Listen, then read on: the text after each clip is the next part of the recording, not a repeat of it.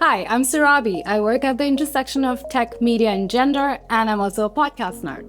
I am Moseti, and I support organizations create space for engagement, impact, and growth. We are part of the RNW Media team. And this is a podcast where we make sense of media from the ground up. We explore public interest media in a changing world, from challenges like trust deficit, disinformation, censorship, and sustainability, to innovations in AI, media funding, and online safety, and helping media makers make their work impactful. You'll hear from journalists, from thinkers, from organizations who are working in the front lines of media development. Because media isn't just about the headlines, it's also influencing us and shaping our societies. This is Media Actually.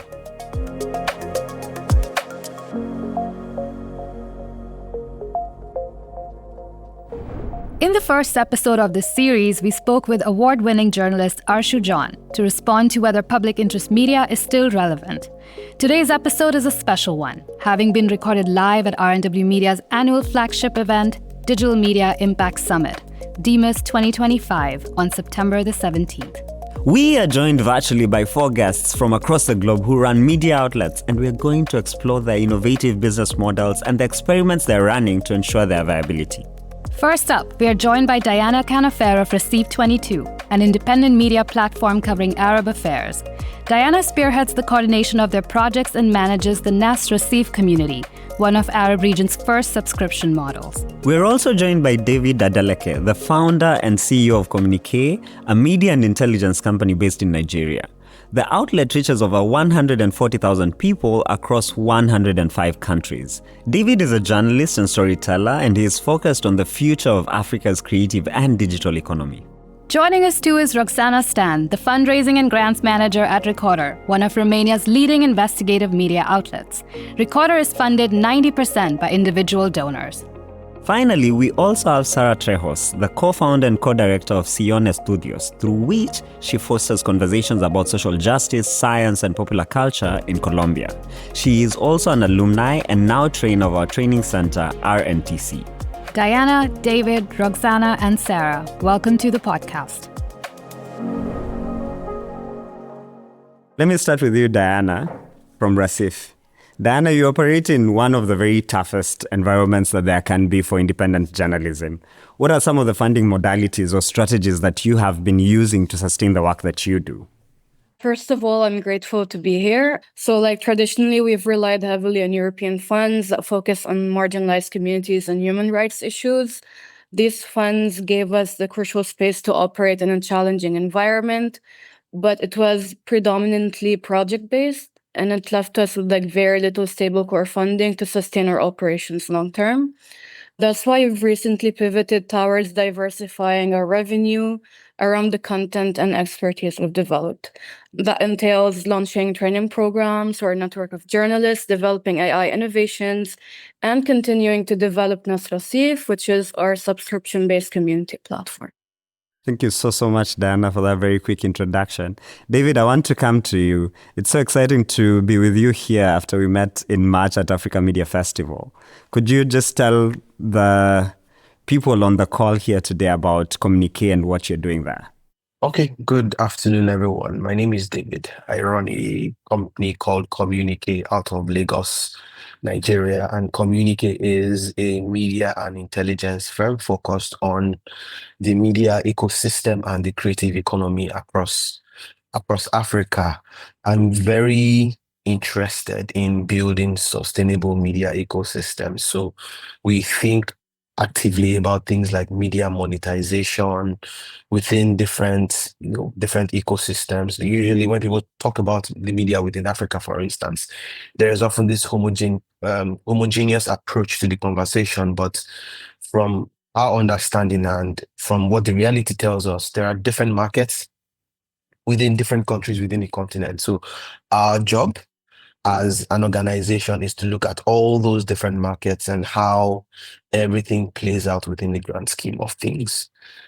I'm looking forward to this conversation. Thank you so much, David, for that very quick introduction. And I think I want to stick with you, David, just for a moment to talk a little bit more about your viability model, because I think you have been having a very interesting viability model over the time, and it has kept evolving. So, and that is really what we are here to talk about. So could you just tell us a little bit more about how you're keeping afloat? So I think for me, the first thing is I'm not dogmatic about media monetization. I'm not the type of person to say subscriptions are the answers or advertising is the answer. I'm not dogmatic about this. I'm a trained journalist, but I'm also a business person. And I know that we cannot have a viable media ecosystem if we don't have business people who respect the art and the science of journalism.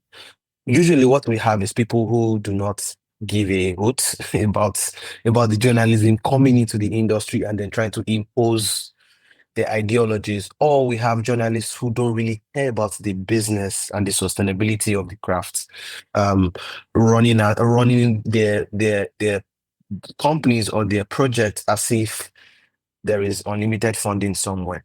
I like to think I'm in the middle I'm a middleman, so to speak, of this type of entity. So in terms of the media viability, we've experimented with a lot of things. We've experimented with subscriptions. So we were running subscriptions up until this month. We took down the paywall. Now we are running a membership model. And what we've seen is, because of the nature of the media that we produce, it's more community driven and very communal in spirit. So we've seen that more people are willing to donate now versus when we had a paywall up. So again, for us, it's what is our audience telling us? And that's the biggest part of everything that we do. What is the audience saying? How do people want to consume content? Initially, we were doing one newsletter a week.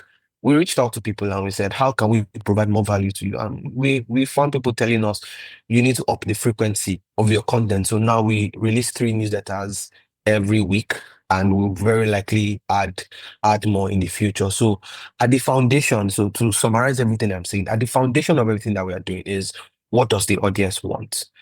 But to answer that question, we're not selling out to the needs of the audience. We are listening to what the audience is saying, first of all, and then taking a step back to understand how that impacts our operations, our business strategy as a company, and how we can adapt to the needs of the audience and the changing times without losing our essence.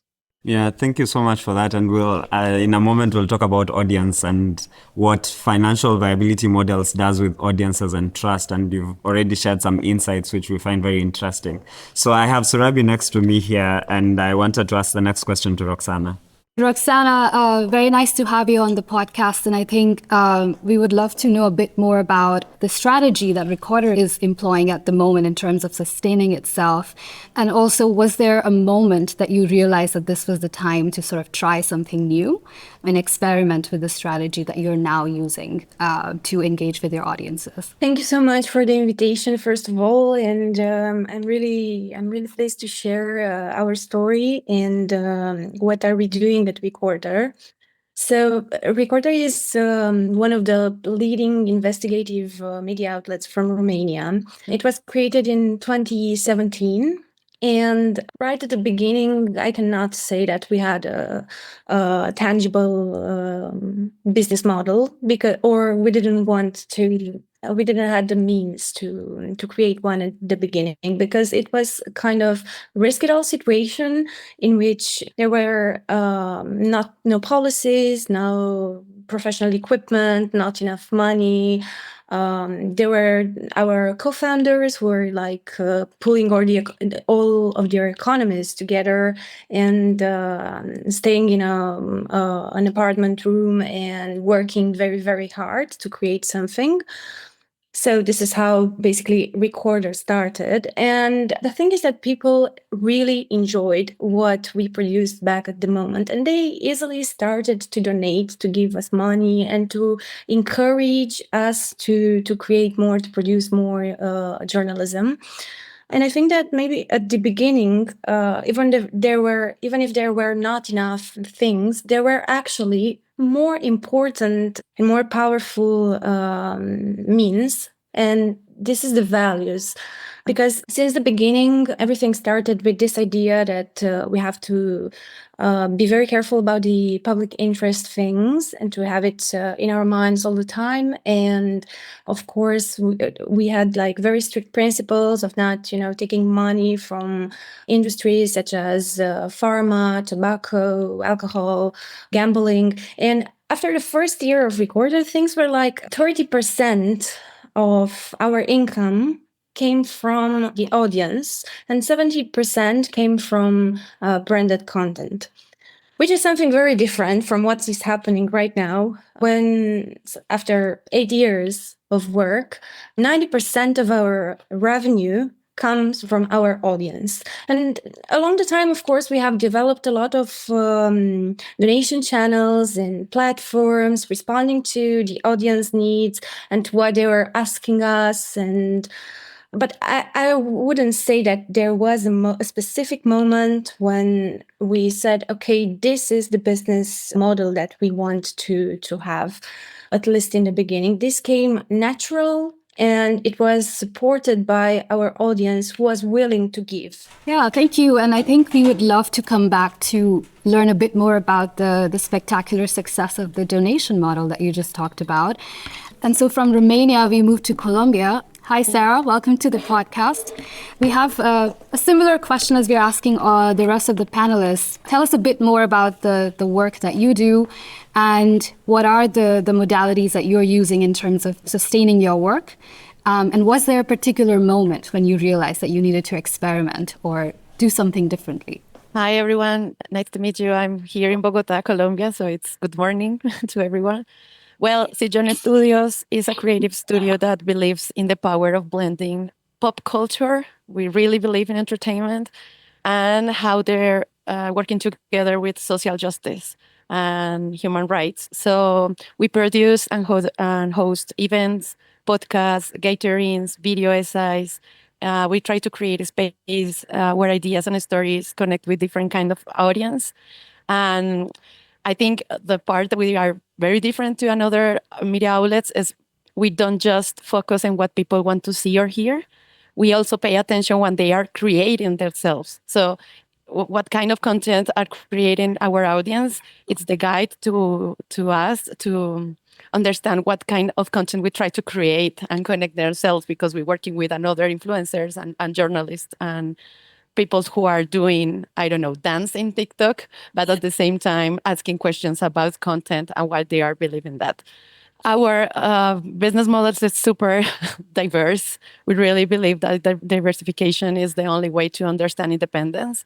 So we try grants, public funds, of course, but also we have like vibrant ideas, what kind of strategies we can do with marketing and digital marketing, with ads, publicity, create content for thirds, classes, workshops, events, and we try to put together into a different kind of strategy to allow us to innovate, sustaining impactful and engaging projects. For us, it's very important of our community. We work with them, we work with influencers, with comedians, with journalists, and that's why we try to understand the viral way, not just in a bad way, more that an understanded way to put pop and also justice in the same conversation, because it's not in a different way. So Sillón Studios is just like a platform, and it's we can talk later about how we create a theater, for example, a bar, and try to create spaces for our community. So thank you so much for bringing me here. Yeah, and I think really love the fact that you're combining pop culture and how it resonates with diverse audiences to engage on important public interest issues. I'm really loving how we have a diversity of range of how different people are experimenting with different things to ensure that their businesses are viable. I particularly like already or see Recorders and Communiqué's story of evolution is very similar around being audience driven. And just because I have the bias of hearing David answer this question, I would like to have him expand just a little bit more around decoupling or uncoupling media and journalism before we get into the audience first, and for you to just explain what's that middle ground that you're trying to hit that you spoke about earlier, David. You're trying to get me in trouble. So, so this is my fundamental idea. When we think about media, we have to be able, and not all the time, but we have to be able to separate the concept of media as an industry and the concept of journalism as a subset of media. When we think about media, it's much larger than the conversations that we've had make it out to be. Media is content. Media is, in many ways, media is entertainment. It's lifestyle. The creator economy can't fit within the media ecosystem. And so when we talk about media viability, media sustainability, we also have to think about the larger information ecosystem. Now, when we agree that there is a larger information ecosystem, then we can all come to the conclusion that the larger information, all the different subsets of the larger information ecosystem do not all have the same problems. For instance, even journalism does not have the same problems in the US as journalism in Nigeria. Journalism in Kenya and South Africa don't have the same problems as journalism in Sudan. So we have to stop talking about this topic, or we have to stop approaching this topic from this homogeneous perspective. So that is the fundamental stance that I have. Now, when we've all agreed that there is variety to this, we now talk about how we make journalism more sustainable. That is an infinitely more difficult conversation than how we make media itself more viable. Because when you think about it, in 2025, in this day and age, media is almost, in many ways, a means to an end for many people. So you think about the biggest media companies in the world: Facebook, Amazon, Netflix. They do not have media as the core product. They have media as a means to an end. So the real end for them is user engagement and all that. For us, media and content is our lifeblood. How do we make this thing that we produce more commercially viable? And in making it more commercially viable, we make it more appealing to audiences, or maybe not more appealing, but we make it more sustainable. So when we figure out the mechanics and the economics, sorry, not the mechanics, when we figure out the economics of our business, then we're able to build more sustainable media businesses. So fundamentally, that's the conversation that Sam and I have had about the bifurcation of media and journalism. We need to separate that so we can have more honest and more thoughtful conversations. Yeah, thank you, David. And actually, you're plugging in our first episode of the podcast where we dive into exactly this, bifurcation of media versus journalism, and what does public interest media entail, and what does public interest journalism entail, and also the aspect of localization and how important that is when we think of audience-first approaches, right, to sustain the work that we are doing. Roxana, I want to come to you now because, as Sam was saying, there's a lot of similarities in focusing on your audience-first approach, both for the modalities that David and you're using in very different contexts. Maybe you can talk a bit about the learnings you've had from the donations modality that you shared earlier, and particularly the challenges that you might have faced in getting to the point where now almost 90% of your revenue is coming in from the donations. I think a big milestone for us was 2 years ago, while the editorial team maybe was very in place and everyone knew what they had to do. For the administrative team, or the extra editorial team, how we call it, things weren't quite clear, yeah, because there were a few people. There were people who were handling multiple roles at the same time. For example, Alina, who is now our CEO, she was handling fundraising, communication, also the social media part, and a lot of other things. And our financial manager, she was doing some office management tasks back then. And she was like, buying cakes for our birthdays and ensuring we have enough water and coffee. And of course, it was like very nice to have this. But at that point, it wasn't simply enough. It was the moment when I joined Recorder, and after me, in the same year, we had a lot of other hires. We had the social media management manager came. We had a digital manager. We had another colleague who took these office management tasks, and by simply doing that, and clarifying what roles each of us have in the team was very important for us, and it was very important for improving the processes, because somehow and I don't think this is specific only to Romania, but it may be something specific to other countries as well. There is so much accent and so much interest put only on the journalism, on the journalistic part, but not on what's beside of that. After completing our team and clarifying our roles and doing all of this, it was also a huge growth for us, especially on the fundraising part. For example, I just want to say this: we have this 3.5 tax percentage that people can redirect. So every citizen that has a salary in Romania can redirect up to 3.5% of their tax incomes to an NGO of their choice. We are an NGO, and we have been collecting these forms since 2019, but there were very few at the beginning.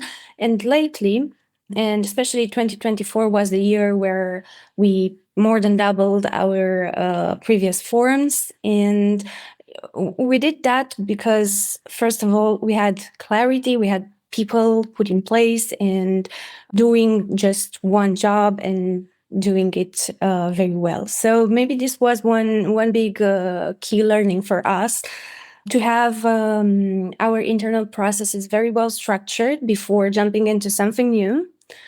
To be transparent as well, because we have been doing this since the very first start of Recorder. We have been publishing transparency reports, stating what's our income, where our income comes from, what are we spending it on, what are our major updates and on what we are doing at Recorder.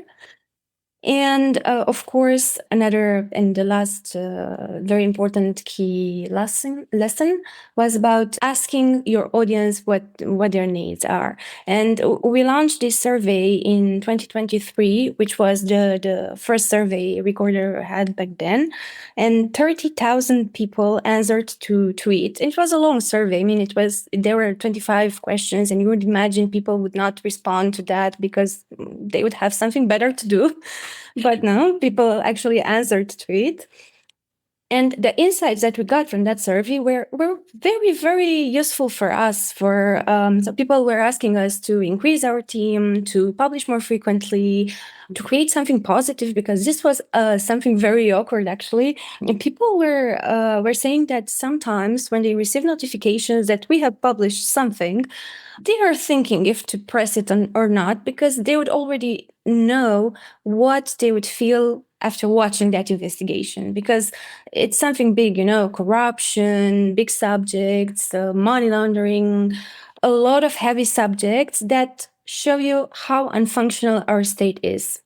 We did all of what all of the audience asked us to do. So yeah, these are the findings. Thank you. Thank you. And I think actually you're reinforcing what was shared in the previous segment by Sana and Bruce, which is that media viability is not one-dimensional. Even aspects like the tax regime in a country can play an important role in how audience might feel more engaged to contribute and donate to a media organization. But also seems like there's a lot of trust in the audience that you have, that they feel a sense of ownership to take that survey as well. Then I would like to bring you back on here, and we've had a little bit about putting the audience first approach, and now I would like to focus a little bit more on editorial independence, while really still focusing on audience needs, and especially when the audience is the one funding you.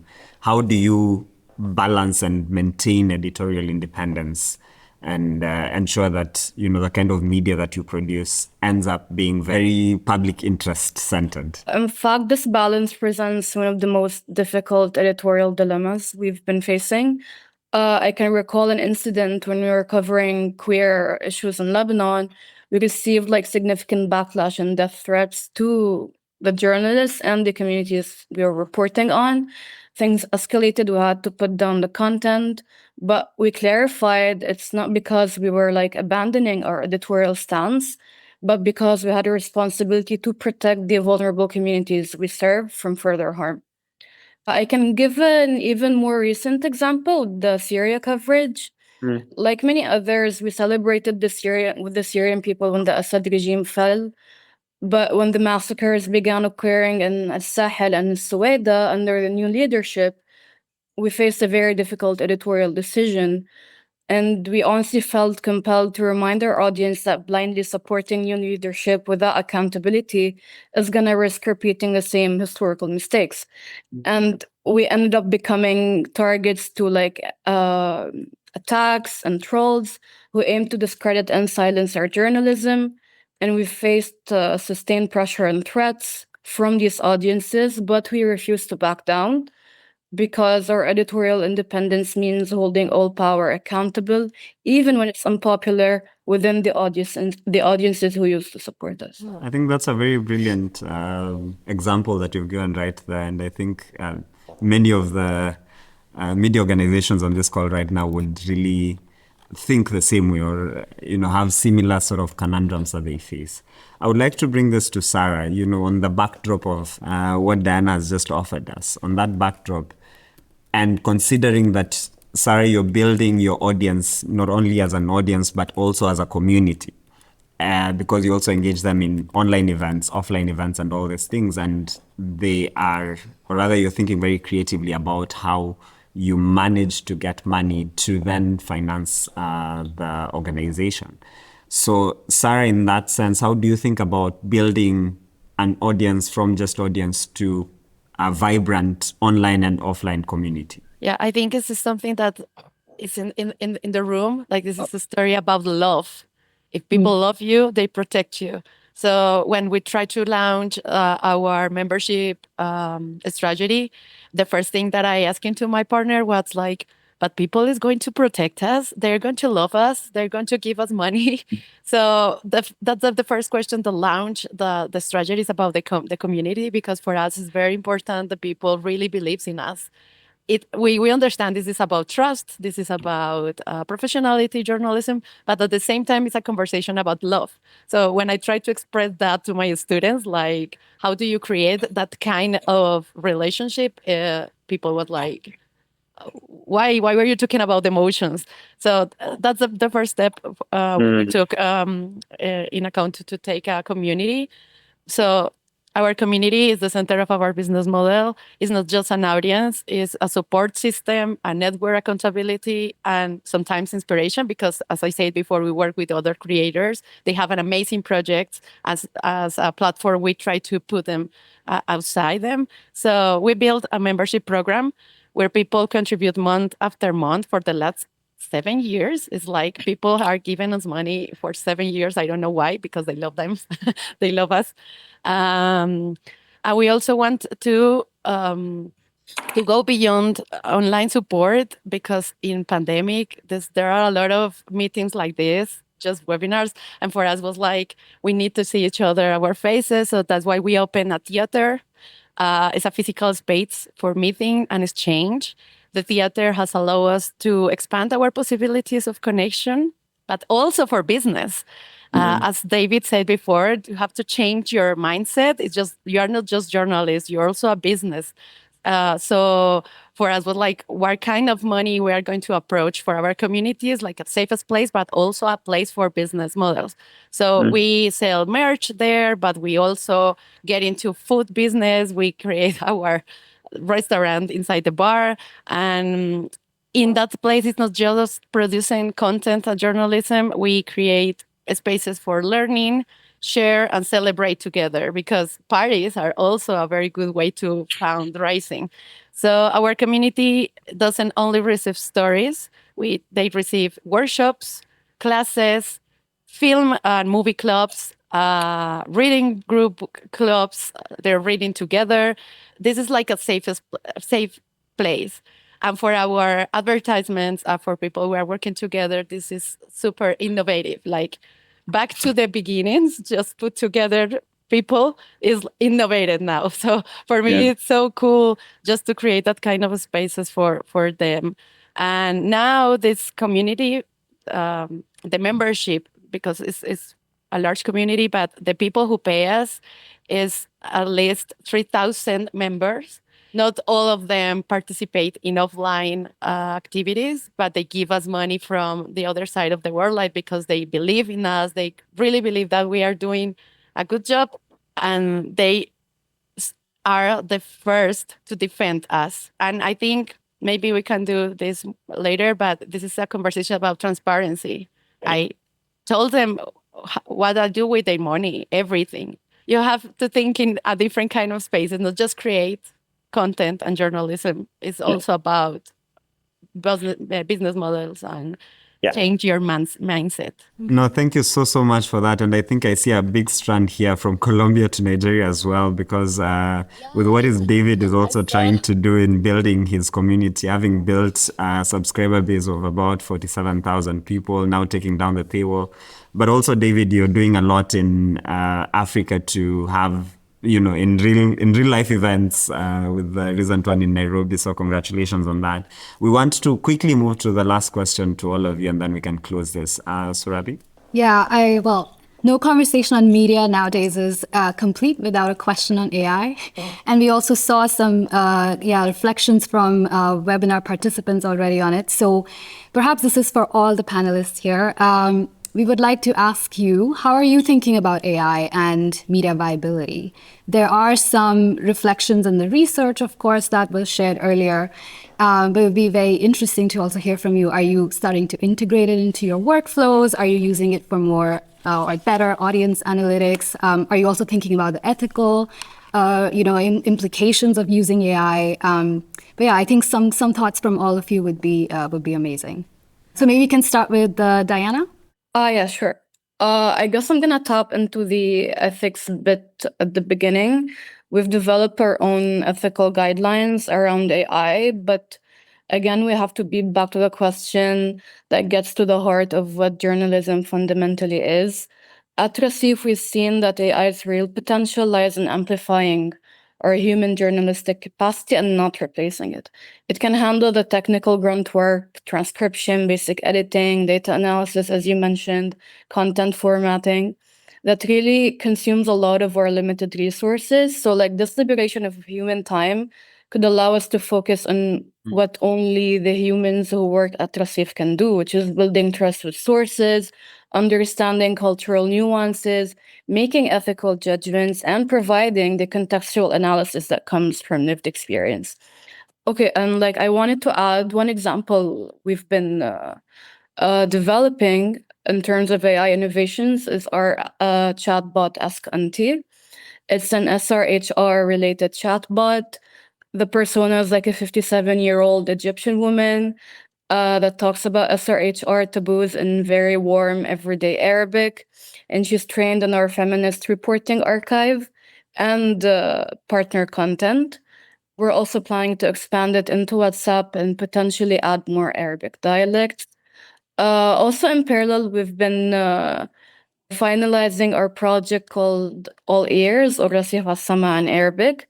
Pretty much it's a tool that transforms our written stories into audio clips that sound natural and not robotic. What made it special was getting our community involved, our Raseef subscribers, and our own staff, and even their families. They donated their voices to train the system.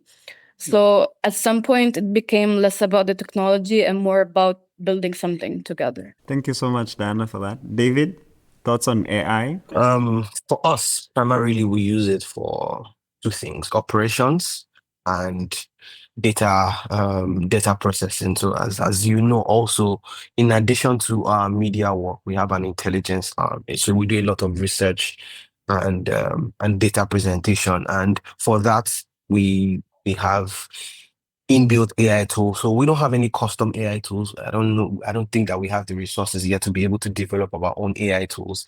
Instead, what we do is we leverage, I hate that word. So we use other people's AI tools. It's a ChatGPT word. So we use other people's AI tools to make our lives easier. But in terms of operations as well, we do a lot of automation. Um, we use artificial intelligence tools, the GPTs of this world, the Gemini, to streamline our operations, make things faster, file documents, just to make sure our operations run smoother and we don't have to hire new hands. Because again, we don't have the resources that some bigger newsrooms have, so we have to maximize the resources that we have. And for me, the question to the mandate to the team always is, which tools can you use to make life easier for yourself and for the audience? So whichever tools can answer that question, we are fine with using. So we've not really had to deal with any ethical issues because we don't use AI to write anything. We don't use it to produce content. So we don't really have to deal with that yet. When we get to that bridge, I think we will deal with it. But for now, it's operations and data processing. When you get to that bridge, you can use the Harlem Declaration. Yes. Yes. Very quickly, Roxana and Sara. Yeah, I fully agree with what David said, because it's the same for us. We don't yet have the resources to customize something, to create something on our own on this. We work with some automatizations on this extra editorial part for processing more data as well. And our journalists may use it some from public databases to gather data and to maybe spot some trends there. But that's, we don't use it for content creation or everything else. Thanks. Sara? Mainly uses in podcasts, for example, for create voices, for fact-checking sometimes, but we are very transparent about the next voice you are going to hear is from a robot, and sometimes we even create voices with a very fun way to just create spaces for creativity and innovation in our audios. But for create content, for wrote our scripts, it's not a tool that we really need. Sometimes I think they give us some operations easier, but our work is always in the value that we bring through the stories and the storytelling, not to create a lot of or more data or more news, because we create serialized investigations, so we don't need to publish every day for our audience. So for me, it's more like a tool, not the centerpiece. But it depends of your value, depends of what you need. And I think if you need it, you have to create a protocol of ethic use for, editorial directions for your audience. Like what happened when you use it. But for me, it's just some funny voices in my podcast sometimes. Thanks, Sara. So that was a fascinating and inspiring conversation, Sam. Very engaging indeed. I really learned a lot today. I particularly liked the kind of experiments that our guests were running in the individual capacities to ensure that the organizations are viable. Yeah, and just like in our last episode, there are things that we would like to share with our audience that stayed with us. And I have 3 particular reflections that really stood out to me. One, that given the diversity of contexts that our guests were joining us from, that there's no one strategy that fits all. But also thinking outside the box and creatively challenging our assumptions, but also our own ideas around what it means to run a media outlet as a business was very interesting and inspirational for me. And lastly, I think, which connects very much to the discussion we had in our first episode, which is transparency links to trust, and both are essential for the business strategy to work as well. I was particularly impressed to hear the different innovations that are going on and how the different media outlets are really growing with their audiences. They're moving through the circumstances that their audiences exist in, and they're innovating around building financial models that their audiences can respond to. What this shows me, and for any media founder or journalist out there who is thinking about their viability, you should not be afraid to experiment as long as you do it with your audience. And we would love to hear from you as well. What did you make of this episode? Were there reflections, ideas, thoughts that you had? Please leave that in the comments. We would love to hear your feedback. Thank you so much for tuning in. In our upcoming episodes, we'll continue to unpack public interest media, especially the intersection with funding, big tech, and making it an inclusive, safe, and reliable space. And don't forget to follow us on our socials and find us wherever you watch or listen to your podcast. This podcast is produced by R&W Media and made possible with funding from Right Here, Right Now 2 program. Many thanks to our in-house podcasting team and our media production company, Media Matters.